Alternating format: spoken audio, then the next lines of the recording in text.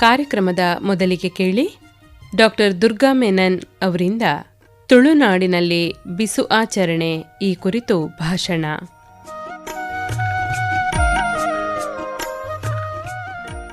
ಪಗ್ಗು ತಿಂಗಳ ಮೊದಲ ದಿನವನ್ನು ಬಿಸು ಆಚರಣೆ ಎಂಬುದಾಗಿ ಆಚರಿಸಲಾಗುತ್ತದೆ. ಈ ಆಚರಣೆಯ ಮೂಲ ಆಶಯ ಭತ್ತ ಬೇಸಾಯಕ್ಕೆ ಸಂಬಂಧಿಸಿದ್ದಾಗಿದೆ. ಪಗ್ಗು ತಿಂಗಳಲ್ಲಿ ಬಿರು ಬೇಸಿಗೆಯಾಗಿರುತ್ತದೆ. ಆಗೊಮ್ಮೆ ಹೀಗೊಮ್ಮೆ ಗುಡುಗು ಮಿಂಚಿನ ಮಳೆ ಸಂಜೆಯಿಂದ ಸಂಜೆಗೆ ಬರತೊಡಗುತ್ತದೆ. ಇಂಥ ತಿಂಗಳಾರಂಭದ ದಿನ ಬಿಸು ಆಚರಣೆಯ ಮೂಲಕ ಏಣೇಳು ಬೆಳೆಯ ಮುಹೂರ್ತ ಪ್ರಾರಂಭವಾಗುತ್ತದೆ. ಬಿಸು ದಿನ ಗದ್ದೆಯಲ್ಲಿ ಬಿತ್ತನೆ ಹಾಕಲಾಗುತ್ತದೆ. ಇದನ್ನು ಕೈಬಿತ್ತು ಪಾಡುನ ಎನ್ನುತ್ತಾರೆ. ಈ ತಿಂಗಳಲ್ಲಿ ಗದ್ದೆ ಉಳುವುದಕ್ಕೆ ಶುರು ಮಾಡುತ್ತಾರೆ, ನೇಜಿ ಹಾಕುತ್ತಾರೆ. ಆದುದರಿಂದ ಪಗ್ಗು ತಿಂಗಳಲ್ಲಿ ಬರುವ ತುಳುವರ ಮೊದಲ ಆಚರಣೆ ಭತ್ತ ಬೇಸಾಯದ ಸಂದರ್ಭವನ್ನು ಆಧರಿಸಿಕೊಂಡಿರುವುದು ಕಂಡುಬರುತ್ತದೆ. ಬಿಸು ಪದಕ್ಕೆ ವಿಷು, ಸೌರಮಾನ Ugadi, solar new year day ಎಂಬ ಅರ್ಥವು ಬಿಸು ಕಣಿ ಎಂಬುದಕ್ಕೆ ಹೊಸ ವರ್ಷದ ಪ್ರಾರಂಭದ ದಿನ ನಡೆಯುವ ಒಂದು ವರ್ಷದ ಆಚರಣೆ ಎನ್ನಲಾಗುತ್ತಿದೆ. ದೇವರೆದುರಲ್ಲಿ ಹಣ್ಣು, ಕಾಯಿ, ಅಕ್ಕಿ, ಚಿನ್ನ, ಕನ್ನಡಿ ಇತ್ಯಾದಿಗಳನ್ನಿಟ್ಟು ಬೆಳಿಗ್ಗೆ ಎದ್ದು ಅವುಗಳನ್ನು ನೋಡಿ ನಮಸ್ಕರಿಸುವ ಆಚರಣೆ ಎಂಬ ವಿವರವು ತುಳು ನಿಘಂಟಿನಲ್ಲಿ ಕಂಡುಬರುತ್ತದೆ.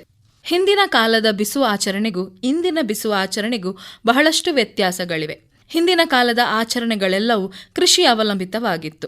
ನಮ್ಮ ಹಿರಿಯರು ಬಹಳ ಶ್ರದ್ಧೆಯಿಂದ ಕೆಲವೊಂದು ಕಟ್ಟುನಿಟ್ಟಾದ ಕ್ರಮಗಳೊಂದಿಗೆ ಅದನ್ನು ಆಚರಿಸುತ್ತಿದ್ದರು. ಇಂದು ನಾವು ಬಿಸು ಹಬ್ಬವನ್ನು ಆಚರಿಸುತ್ತೇವೆಯಾದರೂ ನಮ್ಮ ಹಿರಿಯರು ಅನುಸರಿಸಿದ ಕೆಲವೊಂದು ಕ್ರಮಗಳು ಇಂದು ಕಂಡುಬರುವುದಿಲ್ಲ.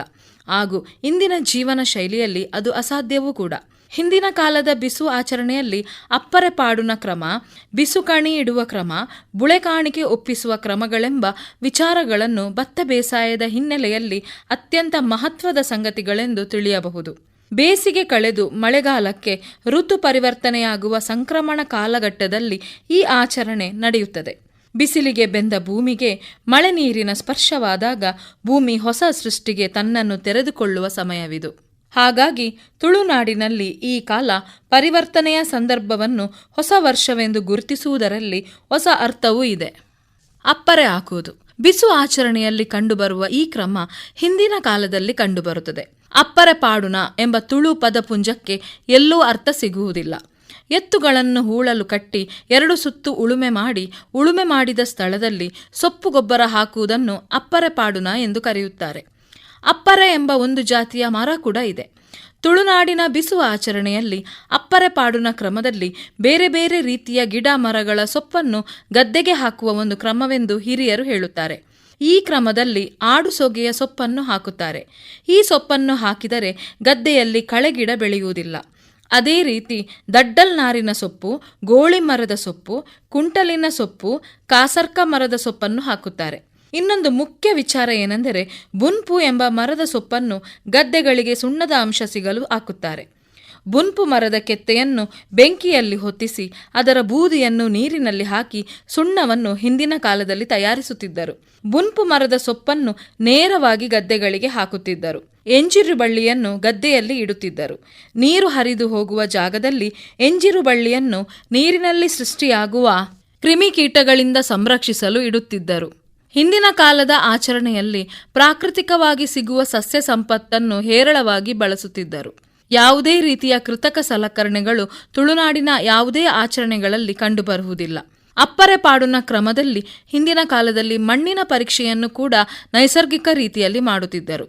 ಮುಂದಿನ ಬೆಳೆ ಬೆಳೆಯಲು ಪೂರಕವಾದ ಮಣ್ಣಿನ ಫಲವತ್ತತೆಯ ಪರೀಕ್ಷೆ ಹಾಗೂ ನೀರಿನ ಪರೀಕ್ಷೆಗಳನ್ನು ಬಿಸು ಆಚರಣೆಯೆಂದು ಅಪ್ಪರೆ ಪಾಡುನ ಕ್ರಮದಲ್ಲಿ ಮಾಡುತ್ತಿದ್ದರು. ಕಣಿ ಇಡುವ ಕ್ರಮ ಹಿಂದಿನ ಕಾಲದಲ್ಲಿ ಭತ್ತ ಬೇಸಾಯ ಕೃಷಿ ವಿಶೇಷ ಕಸುಬಾಗಿದ್ದು ಬಿಸು ಪರ್ವದಂದು ವರ್ಷದ ಮೊದಲ ಬೆಳೆಯನ್ನು ಗಿಡಮರದಲ್ಲಿ ಆದ ಫಲ ಪುಷ್ಪಗಳನ್ನು ಆದಿಯಾಗಿ ದೈವ ದೇವರುಗಳಿಗೆ ಅರ್ಪಿಸುವುದಕ್ಕೆ ಕಣಿ ಇಡುವುದು ಎನ್ನುತ್ತಾರೆ. ಮನೆಯ ಯಜಮಾನ ಬಿಸು ಆಚರಣೆಯ ಹಿಂದಿನ ದಿನ ರಾತ್ರಿ ಅಥವಾ ಮುಂಜಾನೆ ದೇವರ ಮುಂದೆ ಅಕ್ಕಿ, ಹಣ್ಣು, ಹಂಪಲುಗಳು, ಬಾಳೆಹಣ್ಣು, ಮಾವು, ಹಲಸು ಈ ಸಮಯದಲ್ಲಿ ವಿಶೇಷವಾಗಿ ಪ್ರಕೃತಿಯಲ್ಲಿ ಸಿಗುವ ಹಣ್ಣುಗಳು, ತಾವು ಬೆಳೆದ ತರಕಾರಿ, ಸೊಪ್ಪು, ತೆಂಗಿನಕಾಯಿ, ಚಿಲ್ಲರೆ ಹಣ, ನೋಟು, ಚಿನ್ನ, ಕನ್ನಡಿ, ವೀಳ್ಯದೆಲೆ, ಮಂಗಳ ದ್ರವ್ಯಗಳನ್ನೆಲ್ಲ ದೇವರ ಮುಂದಿಟ್ಟು ದೇವರಿಗೆ ಸಮರ್ಪಿಸುತ್ತಾರೆ. ಬಿಸು ಆಚರಣೆಯ ದಿನ ಮುಂಜಾನೆ ನಿದ್ದೆಯಿಂದ ಎದ್ದು ಕಣ್ಣು ತೆರೆದು ಮೊದಲು ಈ ಬಿಸು ಕಣಿಯನ್ನು ನೋಡಿದರೆ ಇಡೀ ವರ್ಷ ಸಮೃದ್ಧಿಯಾಗುತ್ತದೆ. ದೇವರ ಕೋಣೆಯ ಬಳಿ ಬಂದು ಕಣಿಯನ್ನು ನೋಡಿ, ದೇವರಲ್ಲಿ ಎಲ್ಲವೂ ನಿನ್ನದೇ, ನಿನ್ನ ಆಶೀರ್ವಾದದಿಂದ ಬದುಕುತ್ತಿದ್ದೇನೆ, ಮುಂದೆ ಇದೇ ರೀತಿ ಬೆಳೆ ಸಮೃದ್ಧಿಯಾಗಿ ಮನೆಯಲ್ಲಿ ಎಲ್ಲರಿಗೂ ಉತ್ತಮ ಆರೋಗ್ಯ ಆಯುಷ್ಯ ನೀಡಿ ರಕ್ಷಿಸು ಎಂದು ಸರ್ವವನ್ನು ದೇವರಿಗೆ ಸಮರ್ಪಿಸಿ ಆಶೀರ್ವಾದವನ್ನು ಪಡೆಯುವುದು. ಪ್ರಕೃತಿ ಇಲ್ಲದೆ, ದೇವರಿಲ್ಲದೆ ಮನುಷ್ಯ ಶೂನ್ಯ, ನಮ್ಮದು ಎಂಬುದು ಯಾವುದೂ ಇಲ್ಲ ಎಂಬ ಸತ್ಯವನ್ನು ಈ ಕ್ರಮ ಸಾಬೀತುಗೊಳಿಸುತ್ತದೆ. ಬುಳೆ ಕಾಣಿಕೆ ಒಪ್ಪಿಸುವುದು. ಹಿಂದಿನ ಕಾಲದಲ್ಲಿ ಒಕ್ಕಲು ಕುಟುಂಬ ಬಿಸು ಪರ್ಬದ ದಿನ ತಾವು ಕೆಲಸ ಮಾಡುವ ದಣಿಗಳಿಗೆ, ಅಂದರೆ ಅವರ ಭೂಮಿಯಲ್ಲಿ ಕೆಲಸ ಮಾಡುವುದರಿಂದ ಒಕ್ಕಲಿಗರು ತಮ್ಮ ದಣಿಗಳಿಗೆ ತರಕಾರಿ, ಹಣ್ಣು ಹಂಪಲುಗಳನ್ನು ಕಾಣಿಕೆಯಾಗಿ ಕೊಡುತ್ತಿದ್ದರು. ಅದರಲ್ಲೂ ಈ ಸಮಯದಲ್ಲಿ ಗೇರು ಬೀಜ ಹೇರಳವಾಗಿ ಪ್ರಕೃತಿಯಿಂದ ಸಿಗುತ್ತದೆ. ಹಸಿ ಗೇರು ಬೀಜಗಳನ್ನು ಒಂದು ಎಲೆಯ ತುಂಬ ಹಾಕಿ ತಮ್ಮ ದಣಿಗಳಿಗೆ ತಂದು ನೀಡುತ್ತಿದ್ದರು. ಇಲ್ಲಿ ತಾವು ಬೆಳೆದ ಬೆಳೆಯನ್ನು ಕಾಣಿಕೆಯಾಗಿ ತಮ್ಮ ದಣಿಗಳಿಗೆ ನೀಡುವ ಪದ್ಧತಿ. ದಣಿಗಳು ತಮ್ಮ ಮನೆ ದೇವರಿಗೆ ಬುಳೆ ಕಾಣಿಕೆ ಅರ್ಪಿಸಿದರೆ, ದಣಿಗಳ ಜಾಗದಲ್ಲಿ ಕೆಲಸ ಮಾಡಿ ಬೆಳೆ ಬೆಳೆದು ಅದರ ಫಲವನ್ನು ದಣಿಗಳಿಗೆ ಅರ್ಪಿಸಿ ದಣಿಗಳ ಮನೆಯಲ್ಲೇ ಬಿಸುಕಣಿಯನ್ನು ನೋಡಿ ಸಂತೋಷ ಪಡುತ್ತಿದ್ದರು. ಬಿಸು ಆಚರಣೆಯಲ್ಲಿ ವರ್ಷ ಆರಂಭದ ದಿನ ಎಂಬಂತೆ ಈ ಆಚರಣೆಯಲ್ಲಿ ದಣಿ ಒಕ್ಕಲು ಸಂಬಂಧದಲ್ಲಿ ಕಂಡುಬರುವ ಕ್ರಮವೂ ಕೂಡ ಮುಖ್ಯವಾಗಿ ಕಂಡುಬರುತ್ತದೆ. ಮನೆಯಲ್ಲಿರುವ ಕಿರಿಯರು ಹಿರಿಯರ ಪಾದಸ್ಪರ್ಶ ಮಾಡಿ ನಮಸ್ಕರಿಸಿ ಆಶೀರ್ವಾದ ಪಡೆಯುತ್ತಾರೆ. ಹೊಸ ವರ್ಷ ಆಗಿರುವುದರಿಂದ ಹಿರಿಯರು ಕಿರಿಯರಿಗೆ ಕಾಣಿಕೆ ನೀಡಿ ಆಶೀರ್ವಾದ ಮಾಡುವ ಕ್ರಮವಿದೆ. ಪ್ರಕೃತಿಯು ಕಂಗೊಳಿಸುವ ಸಮಯವಿದು. ಗಿಡ ಬಳ್ಳಿಗಳು ಚಿಗುರೊಡೆದು ಫಲಪುಷ್ಪಗಳಿಂದ ಗಿಡ ಮರಗಳು ಮಧುಮಕ್ಕಳಂತೆ ಅಲಂಕಾರಗೊಂಡಿರುತ್ತದೆ. ಪ್ರಕೃತಿ ಮಾತೆಗೆ ವಸಂತೋತ್ಸವ ಸಂದರ್ಭ. ಸೌರ ಯುಗಾದಿ ಮೇಷ ಮಾಸದ ಮೊದಲ ದಿನ ಯುಗಾದಿ. ವಿಷು, ಬಿಸು ಸೌರಮಾನಗಳಿಗೆ ಹೊಸ ವರ್ಷದ ಆರಂಭವಾಗುತ್ತದೆ. ಹಿಂದಿನ ಕಾಲದಲ್ಲಿ ಚಾಲ್ಗೇಣಿ ಮತ್ತು ವರ್ಷಗೇಣಿ ದುಡಿಮೆಗೆ ಭೂಮಿ, ತೋಟ, ಮನೆ ಮಾಡುತ್ತಿದ್ದವರು ಬಿಸು ಪರ್ಬದ ದಿನ ಹಳೆಯ ಬೇಸಾಯ ಬಿಡುವುದು ಮತ್ತು ಹೊಸತು ಆರಂಭಿಸುವುದು ಮಾಡುತ್ತಿದ್ದರಂತೆ. ಬಿಸು ಪರ್ಬದ ಕಾಲಕ್ಕೆ ಭೂಮಿ ಹೊರಗಿನಿಂದ ರಣಗುಟ್ಟುತ್ತದೆ, ಆದರೆ ಒಳಗಿಂದೊಳಗೆ ತಂಪು ಕೊಡುತ್ತದೆ. ಈ ದಿನ ಸಿಹಿ ನೀರಿನಲ್ಲಿ, ಕೆರೆಗಳಲ್ಲಿ, ಸಮುದ್ರದಲ್ಲಿ ಮೀನು ಹಿಡಿಯುತ್ತಾರೆ. ಈ ದಿನ ಸಣ್ಣ ಮಕ್ಕಳನ್ನು ಚಿನ್ನ ಬೆಳ್ಳಿಗಳ ಆಭರಣ ತಯಾರಿಸುವ ಆಚಾರಿಗಳಲ್ಲಿಗೆ ಕರೆದುಕೊಂಡು ಹೋಗಿ ಕಿವಿ ಮೂಗು ಚುಚ್ಚಿಸುತ್ತಾರೆ. ಕೆಲವೊಮ್ಮೆ ಹಿಂದಿನ ಕಾಲದಲ್ಲಿ ಸಾಮೂಹಿಕವಾಗಿ ಬೇಟೆ ಹೋಗುವ ಕ್ರಮ ಕಂಡುಬರುತ್ತದೆ. ಅದು ರಜಾದಿನವಾಗಿರುತ್ತದೆ. ಯಾವುದೇ ಕೆಲಸಗಳಿಗೆ ತೆರಳದೆ ಆಚರಣೆಗೆ ಸಂಬಂಧಿಸಿದ ಚಟುವಟಿಕೆಗಳಲ್ಲಿ ತಮ್ಮನ್ನು ತೊಡಗಿಸಿಕೊಳ್ಳುತ್ತಾರೆ. ಮಧ್ಯಾಹ್ನ ಗೇರು ಬೀಜದ ಪಾಯಸ, ತರಕಾರಿ ಊಟ ಮಾಡುತ್ತಿದ್ದರು. ರಾತ್ರಿಯ ಊಟಕ್ಕೆ ಏನಾದರೂ ವಿಶೇಷ ಅಡ್ಡಿಯೆ, ಅಂದರೆ ಅಕ್ಕಿಯಿಂದ ಮಾಡುವ ಒಂದು ತಿಂಡಿ ಇರುತ್ತದೆ. ಬೇಟೆಗೆ ಹೋದವರಿಗೆ ಏನಾದರೂ ಪ್ರಾಣಿ ಪಕ್ಷಿ ಸಿಕ್ಕಿದರೆ ಅವುಗಳನ್ನು ರಾತ್ರಿ ಪದಾರ್ಥ ಮಾಡುತ್ತಿದ್ದರು. ಹೆಸರು ಧಾನ್ಯದ ಪರಮಾನ್ನವನ್ನು ಮಾಡುತ್ತಾರೆ. ಹೀಗೆ ಈ ಪಾಯಸ, ಅಡ್ಡಿಯೆ ಪದಾರ್ಥಗಳನ್ನು ಮನೆಯವರು ಸ್ವೀಕರಿಸುವ ಮೊದಲು ಪಿತೃಗಳಿಗೆ ಬಡಿಸುತ್ತಾರೆ. ಈ ರೀತಿ ಹಿಂದಿನ ಕಾಲದ ಬಿಸು ಪರ್ಬ ಬಹಳ ಕುತೂಹಲಕಾರಿಯಾಗಿತ್ತು. ಹಳೆಯ ಬೇನೆ ಬೇಸರಗಳನ್ನು ಮರೆತು ಹೊಸ ಉಲ್ಲಾಸದೊಂದಿಗೆ ಬದುಕುವ ಆತ್ಮವಿಶ್ವಾಸದ ಸಂಕೇತಾರ್ಥದಲ್ಲಿ ಬಿಸು ಪರ್ಬ ಆಚರಣೆ ಗಮನ ಸೆಳೆಯುತ್ತದೆ. ಈ ಆಚರಣೆ ಭಾರತದ ಬೇರೆ ಬೇರೆ ಕಡೆಗಳಲ್ಲಿ ಬಿಸು, ವಿಷು, ಪುತ್ತಾಂಡು ಎಂಬ ಹೆಸರಿನಲ್ಲಿ ನಡೆಯುತ್ತದೆ. ಇಂದಿನ ಬಿಸು ಆಚರಣೆಗಳ ಕ್ರಮಗಳಲ್ಲಿ ಕೆಲವೊಂದು ವ್ಯತ್ಯಾಸಗಳನ್ನು ಕಾಣಬಹುದು. ಇಂದು ಬಿಸು ಹಬ್ಬ ತುಳುನಾಡಿನ ಪೂರ್ವದ ಹಿನ್ನೆಲೆಯ ಪ್ರಕಾರ ನಡೆಯುವುದಿಲ್ಲ. ಬಿಸು ಹಬ್ಬ ಎಲ್ಲರೂ ಆಚರಿಸುತ್ತಾರೆ, ಆದರೆ ಅದರಲ್ಲಿ ಹಲವಾರು ಸ್ಥಿತ್ಯಂತರಗಳಾಗಿವೆ.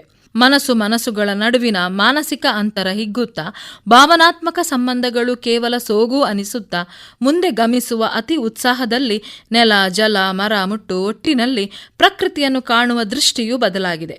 ಹಿಂದಿನ ಕಾಲದ ಕ್ರಮದಲ್ಲಿಯೇ ಆಚರಿಸಬೇಕೆಂಬ ಆಸೆ ಇದ್ದರೂ ಅದಕ್ಕೆ ಸೂಕ್ತವಾದ ವಾತಾವರಣ ಇಂದಿನ ಆಧುನಿಕ ಯುಗದಲ್ಲಿಲ್ಲ. ಇಂದು ಕೃಷಿ ಮಾಡುವವರ ಸಂಖ್ಯೆ ಕಡಿಮೆಯಾಗಿದೆ. ನಗರಗಳಲ್ಲಿ ಅಪಾರ್ಟ್ಮೆಂಟ್ಗಳು ತುಂಬಿ ಹೋಗಿವೆ. ಹಿಂದಿನ ಕಾಲದಂತೆ ತಾವು ಬೆಳೆದ ಹಣ್ಣು ಹಂಪಲುಗಳನ್ನು ಬಿಸು ಆಚರಣೆಯೆಂದು ಕಣಿ ಇಡುವುದು ಕಡಿಮೆ. ಆದರೂ ನಗರಗಳಲ್ಲಿ ತಮ್ಮಲ್ಲಿದ್ದ ಅಲ್ಪ ಸ್ವಲ್ಪ ಜಾಗದಲ್ಲಿ ತರಕಾರಿ, ಹಣ್ಣುಗಳನ್ನು ಬೆಳೆದು ದೇವರಿಗೆ ಈ ದಿನ ಸಮರ್ಪಿಸುವ ರೂಢಿ ಇಂದೂ ಇದೆ. ಹಳ್ಳಿಗಳಲ್ಲಿ ಕೂಡ ಇಂದಿನ ಬಿಸು ಆಚರಣೆಯಲ್ಲಿ ಕಂಡುಬರುತ್ತಿದ್ದ ಎಲ್ಲ ಕ್ರಮಗಳು ಕಂಡುಬರುವುದಿಲ್ಲ. ಅಪ್ಪರೆ ಪಾಡುನ ಕ್ರಮ ಇಂದು ಎಲ್ಲಿಯೂ ಕಂಡುಬರುವುದಿಲ್ಲ. ಹಿಂದಿನ ಕಾಲದಲ್ಲಿ ಗದ್ದೆಗಳಿಗೆ ಹಾಕುತ್ತಿದ್ದ ಕೆಲವೊಂದು ಸೊಪ್ಪುಗಳೇ ಇಂದು ಕಾಣಸಿಗುವುದಿಲ್ಲ. ಇಂದು ಗದ್ದೆಗಳಲ್ಲಿ ಕೃತಕ ಗೊಬ್ಬರಗಳನ್ನು ಕೆಲವರು ಬಳಸುತ್ತಾರೆ. ಅದೇ ರೀತಿ ಇಂದಿನ ಬಿಸು ಆಚರಣೆಯಲ್ಲಿ ಬುಳೆ ಕಾಣಿಕೆ ನೀಡುವ ಕ್ರಮವಿಲ್ಲ. ಯಾಕೆಂದರೆ ದಣಿಗಳಿಗೆ ಒಕ್ಕಲು ಕುಟುಂಬಗಳಿಲ್ಲ. ಹೊಲಗಳಲ್ಲಿ ದುಡಿಯುವವರು ಒಕ್ಕಲು ಕುಟುಂಬದವರಲ್ಲ, ಪರ ಊರಿನಿಂದ ಬಂದು ಸಂಬಳಕ್ಕಾಗಿ ದುಡಿಯುತ್ತಾರೆ.